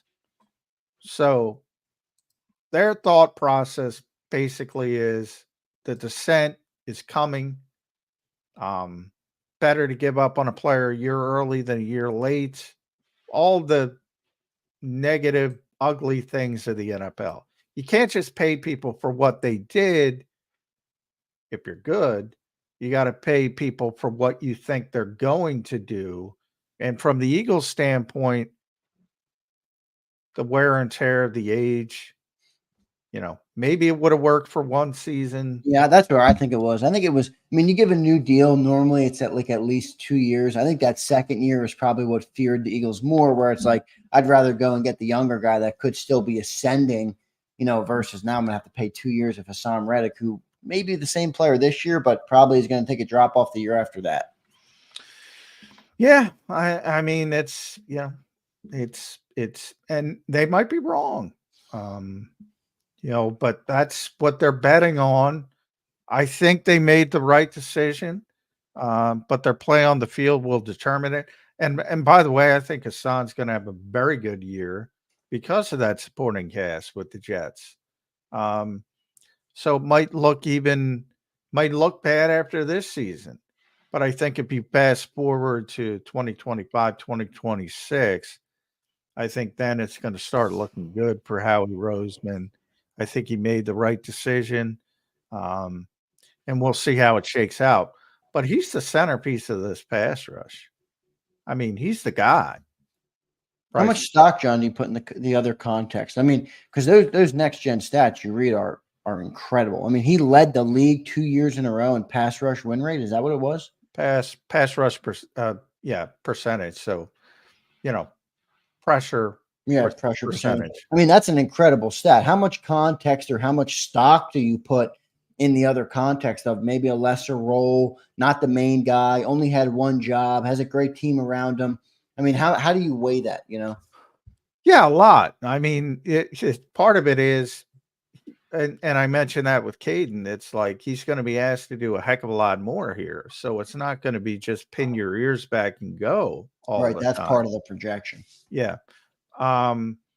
So I don't expect it to stay near 25%, but I do expect it to be pretty consistent, because when he does rush the passer, he's really difficult to deal with. And, one of the good things about Vic is he doesn't blitz a lot, but he takes advantage of his best pass rushers. And that might be, disguising things. He might drop somebody on the other side and blitz a linebacker. So it might look like a blitz, but it's not really a blitz. It's a zone blitz. You're still rushing 4. But it looks to the naked eye like he's blitzing, doing something more aggressive. And his whole pass rush plan is going to be generated to get Bryce Huff and Jalen Carter home. And he's one of the best at doing that. And Jalen, Jalen's on a different level because of his talent level. And Vic kind of said it, doesn't matter how we use him, he's going to be good. And I don't think Bryce is at that level, but I think he's going to be a very good pass rusher on this team. Let's move on from Bryce Huff. Let's look at the rest of the room, Johnny Mac, made up of Josh Sweat, Nolan Smith, first-round draft pick of 2023, last year's first-round draft pick. Picked, I think was he 30 or 31 overall? 31 overall? I believe he's 30th. 30th overall. And then Brandon Graham, returning for year 15 in the NFL, obviously been a staple in Philly for a long time. His going out party this year. How do you view the rest of the room? Enough depth there?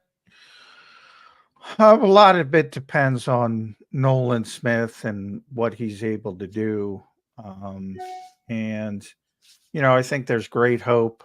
He was dealing with a shoulder injury, and he had a procedure to hopefully clear it up. He's also gotten a little bit bigger, so he seems more prepared. And he's still got talent. I mean, you see a pass rusher who's under 4.4. He's got a ton of speed, unbelievable vertical leap, unbelievable broad jump, all the things that sort of measure explosion. Nolan Smith has it in spades. Now, I think Kaden Steel brought up a good point. You don't necessarily see a good pass rush plan from him. So I think he kind of out athleticized people at Georgia. Yeah. And he needs to hone in and the technique and the handwork and be a little bit more scientific about it. Yeah, the fundamentals of pass rushing. Yeah, he's got to learn that stuff. And look, he's still got time. But I do, he's not third. Brandon's third. People are jumping the gun on that. Oh, really? You think Brandon Graham's going to have a bigger role than Nolan? Yeah. I think that would be – I agree with what you're saying. I mean, I see why you're saying it, but I think that would be a bad sign. I don't necessarily – I mean, for whatever reason, because he's 160 and he's played more games than anybody else in the history of the Eagles, people keep saying Brandon Graham's regressed. No, I'm not saying that. I just think your first-round draft pick, not this year, but 2 years ago now, should be playing more than your 35-year-old, 15-year vet that has done his job in the NFL. That strip sack Tom Brady for the win. Like, he did his job. It's time for Nolan to step up, no? Well, yeah, I mean, they would like it, but I'm saying he's got to prove it. Yeah, I get that. If he plays at that, I just can't project Nolan Smith playing better than Brandon Graham. I just can't. And if he doesn't, I think that's a problem. I'll be the first to say that. And Brandon played 427 snaps last year, which is, they had him on a pitch count. And you saw late in the season he played more as, one of the few players the wheels didn't fall off. 112. Brandon Graham has had an amazing career. If you look, he kind of broke out in 2012. He's the late bloomer, had the injury. Chip was going to cut him for Travis Long. I'm gonna run down the list real quick. The PFF rankings. 2012, he was number 2 of 92. 2013, 19th of 88. 2014, 6th of 99, number 6 overall. 2015, number 10 of 108. 2016, number 2 of 111. 2017, the Super Bowl season, number 7 of 104. Holy moly, BG. 2019, 15 of 104. 2020, number 10 of 110. 2021, he had the Achilles. 2022, he came back as a part-time player, 5th of 119, number 5 overall. 2023, number 15 of 112. Is that just overall pass rush ratings on PFF? Overall edge rusher rankings. So everything. Run defense. Right. And then is there a minimum snaps played probably to qualify? Yeah. Yeah. Wow. Those are, whoo, baby. This is one of the greatest players in Eagles history. And as you mentioned, he's played more snaps in Eagles green than any other player ever in history. Played more games. Yeah, more games than anybody else. That's always been the thing of Brandon Graham. He's great two-way defensive end, edge rusher, whatever you want to call him. Great against the run, great generating pressure. He's not the best finisher, and I think he doesn't have long arms. He doesn't, he's short. So I think that affects his finisher, and he doesn't have the big sack numbers, which is why people don't understand how good he's been. Flagger here says Graham doesn't have the stats to back up those ratings, but I guess his run pass balance is the reason he gets them. Yeah, he's a tremendous all-around player. But the thing, you know, back when, and I put this in my preview, back when conference calls with the opposing coach were a thing, and they were mandatory. Yeah, they should bring that back. What the hell did they get rid of that for? COVID? Coaches, whenever coaches don't want to do it, basically. I don't care that you don't want to do it. You're a multi-billion-dollar organization. By the way, it's interesting that all the old guys do it. Andy does it. Mike McCarthy does it. Yeah, it's the young guys who are obsessed with the competitive advantage, which is really a whole lot of nothing. Do the damn interview. Exactly. I mean, paying all this money to watch these teams. I am telling you, the respect opposing coaches had for Brandon Graham was astonishing, almost to a man. When you bring, I mean, the guy is one of the most underrated players because he doesn't have the sack numbers, ever. Even in his own town. I think people know he's good. Yeah. I think people don't know how good he was. Yeah, and he's also an underrated person. For anybody that's met Brandon Graham, John, I'm sure you know that. I mean, he's a highly rated person, and he's still an underrated person. He is. People ask me my favorite Eagles, and I always say Glenn Fry, Don Henley, Joe Walsh, my favorite Eagles. That's for old band people. But honestly, my favorite Eagle of all time is Brandon Graham. Yeah. And it's not close for number 2. And that's because of the type of person he is. Yeah, just an amazing person. I've spoken with him many times behind the scenes. We've had him on our shows multiple times. Just a great guy. Just really, and he means what he means it. It's not a front. He is truly a great person. Now that doesn't dictate how he plays on the football field, but that Johnny Mack just read you the rankings. He's obviously been that good. As high of a rated Eagle as he is, he might still be very underrated. Very good stuff there, Johnny Mack from Brandon Graham. Hopefully he can have another good year, 15, and close out strong here in Philly. For sure will be in our Eagles Hall of Fame, obviously, at the famous strip sack of Tom Brady, which helped secure the Super Bowl after he put up over 500 yards. Nobody remembers that, Johnny Mack, because we won the game. Yeah. But yeah, so good stuff on the edge rushers. Anything else on the edge rushers? I mean, I think, the Nolan thing is concerning. Yeah, it's big. I mean, it's big season for Josh Sweat. I mean, I think it's much bigger that Josh Sweat gets back to his 2022 Pro Bowl form.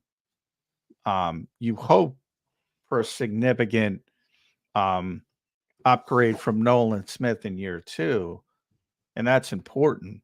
But Josh Sweat need Josh Sweat to play at a high level. So I think he's one of the most important players of the NFL, of the Eagles this year. Josh Sweat. And like I said, it's not about want or hope. It's about need him to get back to where he was. And we'll see if he can do it. And then I would say, if you're looking for maybe a surprise, it would be Julian Okwara. Yeah, he's former third-round pick of Detroit. Didn't work out there, but he's got a lot of talent. You got to see him in spring work because he's athletic, and they used him as that black defender who drops in coverage, and he doesn't look out of place when he's doing it. So if you're looking for a surprise, I would put the asterisk next to that name, Julian Okwara. Yeah, it'll be interesting to see how it plays out, John. We got about 9 minutes, just under 9 minutes to go in today's show. I thought we had a great show, by the way. Talked Nick Sirianni, talked with Kaden Steel about the whole preview, basically, to training camp. Talked about the O-line, talked about the edge rushers now. Very good show. How many sacks do you think this team is good for this year coming into the year? I mean, I know it's a tough question, and it's not your wheelhouse particularly, but 70 with Jonathan Gannon, boy, that sounds like a pipe dream. Like we might never reach that number again. That's happened 3 times in NFL history. I know. I mean, that's just amazing, though. How we view John. It's just amazing to read the comments and to think about how the fans view that season defensively when we had that type of history being made. Probably something that will never even come close to in the next 5 years. No, if you had 50 in the NFL, you got a really good pass rush. 70 is absurd. I think if they get 50, Josh is in double digits. So gotta be. I mean, you might even need 8 from Brandon. Get to 50, not necessarily, but a lot depends on. I mean, where all the numbers coming from? Let's just say Bryce Huff gets 50. Well, Bryce, I think is good. You want double digits out of Jalen inside, which is, to me, it's more about impact. And if Bryce has 15, and I put that number out there a couple of weeks ago, because I think that's how high I am. I'm not saying it's easy, but that's how high on him as a pass rusher I am. And Jalen gets to double digits. The Eagles are going to have a good pass rush. Yeah. Whether they get to 50 or not, that depends. Josh has probably got to be near double digits, and Nolan's got to contribute more. Brandon's got to be in the 5-6 range. But anytime any team hits 50 in the NFL, that's good. 70, that's you're in the in a normal year. If you're at 50, you're battling for the league lead. You might be a couple behind. There's usually one spike team. 70, that's absurd. Absurd. It's historic. It's what it is. It's flat out historic, which is incredible to think about. But Johnny Mac, good show today. Any closing thoughts? We got about 6 minutes to go here. I mentioned we talked about Nick, which was an interesting thing. I mean, that you had that interview, you had that conversation with him that was initially off the record. When was that convo, by the way? The end of mini camp is when he does it. And it's basically to give us a longer sort of deep dive session with the head coach. It's not about, competition at a certain position. It's about more big picture thinking or injuries. That's for the press conferences, the normal press conferences. So it's always good to get an extended period with the head coach, and especially this season because, obviously things have changed, and you get a good sort of background on where he is, where the Eagles are. And he explained a lot of things that, when you talk to other people in the organization, it starts, that's how you piece things together on what went on, what happened. Because I think the assumption, and it's a false narrative, the assumption is he was forced to step down as sort of the de facto leader of the offense. That's not the case. It probably would have been the case, but I think that's one of the strengths of Nick Sirianni. He can kind of read the room, and he knew where he was, and he made the decision himself. And what that does is it enables you to own it a little bit better and sort of spin things as, in the best way possible is how I would describe it. Do you think it solved one problem in the short term for Nick, which I completely understand why he did what he did, because honestly, he probably wouldn't be here right now if he didn't have this plan set up when he met with Jeffrey Lurie. But does it create a bigger problem in the future? Like, is he going to get no respect regardless of whether they are successful or not? Because people are just going to say, "Oh, it's Kellen Moore," or you know what I mean? Yeah, that's going to happen. Like I said that earlier in the show, if this is a good offense, it's going to be, thank God Nick is out of the way. If it's a bad offense, it's going to be his fault. That's just part of it. He knows it. But I was looking for, and this is the quote he gave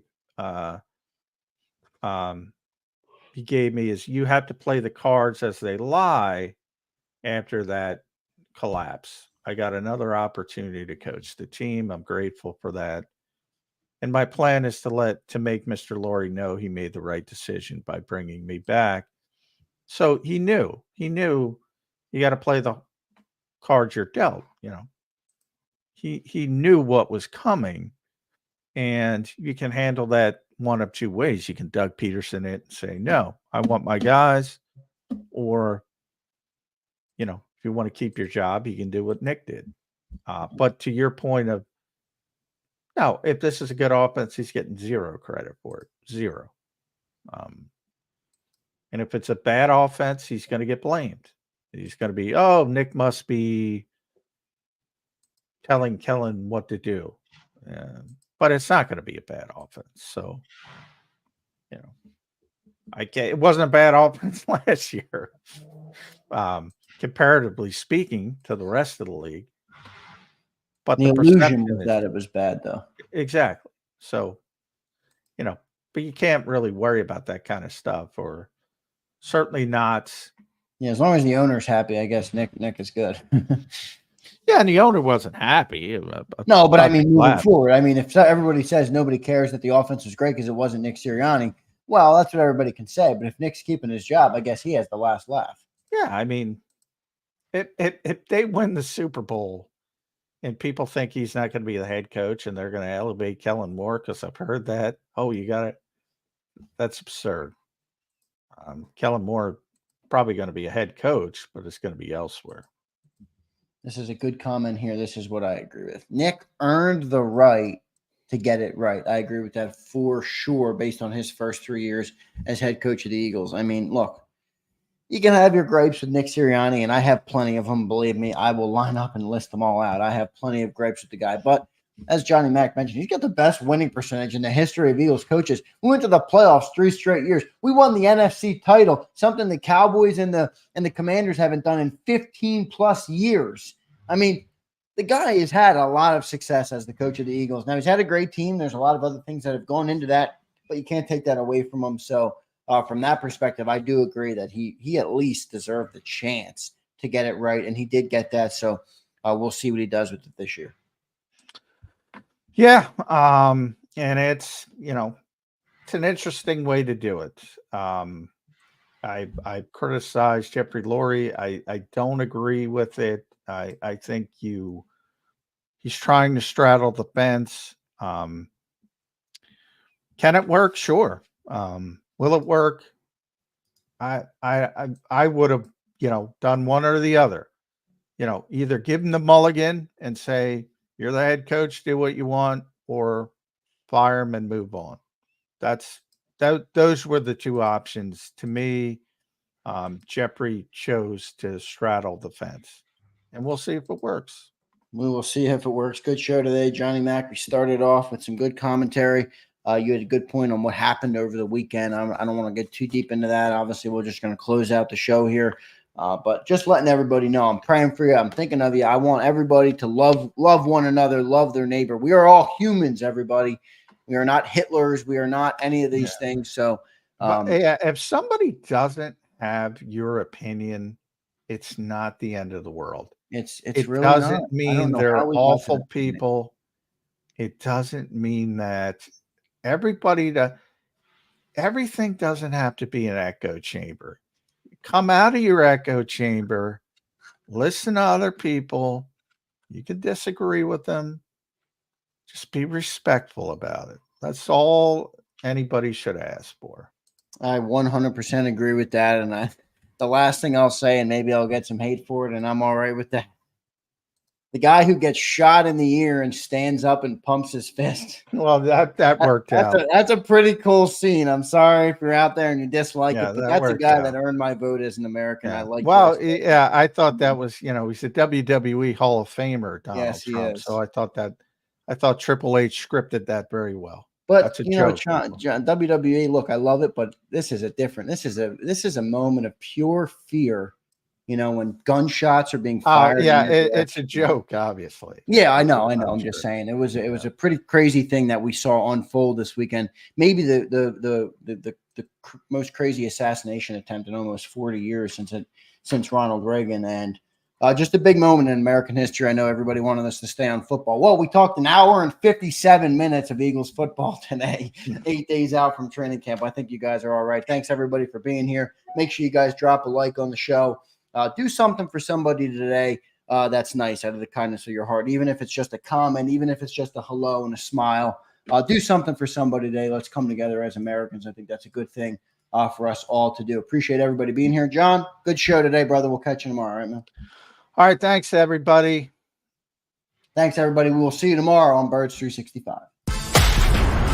You've been listening to Birds 365, the destination for the passionate Eagles football fan who bleeds green. If it's Eagles football, we're talking about it. Debate inside the locker room and guests that are some of the greatest football minds from around the region. We hope you enjoyed the show. We know we had a blast. Make sure to like, comment, and subscribe, and we'll be back soon. But in the meantime, hook up with us on social media at JAKIB Sports. See you next time on Birds 365.